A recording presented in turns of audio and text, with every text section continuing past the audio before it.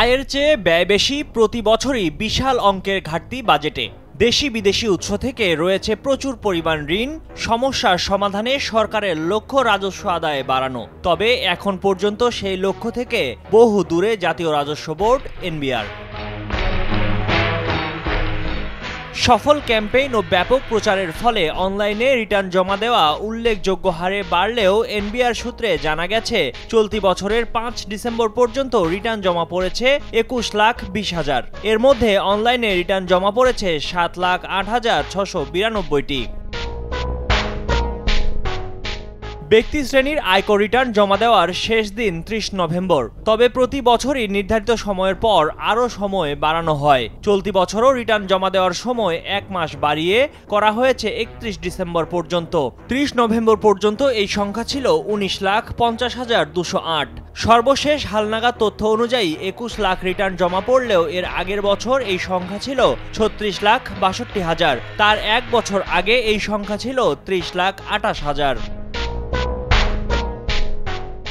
রাজস্ব আদায় ও কর জিডিপি অনুপাত বাড়াতে 2023-24 অর্থবছরে সরকারি বেসরকারি 44টি সেবা নিতে রিটার্ন জমা দেওয়ার সনদ বাধ্যতামূলক করেছিল এনবিআর। তথ্য বিশ্লেষণে দেখা যায় 2022-23 অর্থবছরে সরকারি বেসরকারি 38টি সেবা নিতে গেলে রিটার্ন জমা দেওয়ার সনদ বাধ্যতামূলক ছিল।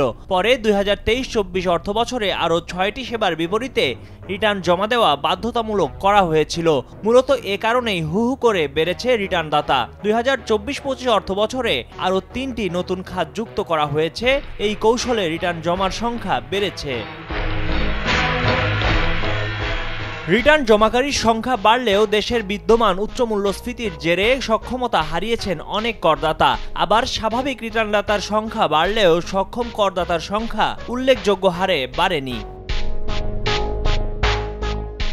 বিভিন্ন কর অঞ্চল ঘুরে করদাতাদের সঙ্গে আলাপ করে জানা গেছে উচ্চ মূল্যস্ফীতির জেরে রিটার্ন জমা দেওয়ায় ভাটা পড়েছে। করদাতারা সংসার চালাতেই হিমশিম খাচ্ছেন। প্রকৃত আয় ক্রমেই কমে যাওয়ায় করদাতাদের মধ্যে অস্বস্তি কাজ করছে।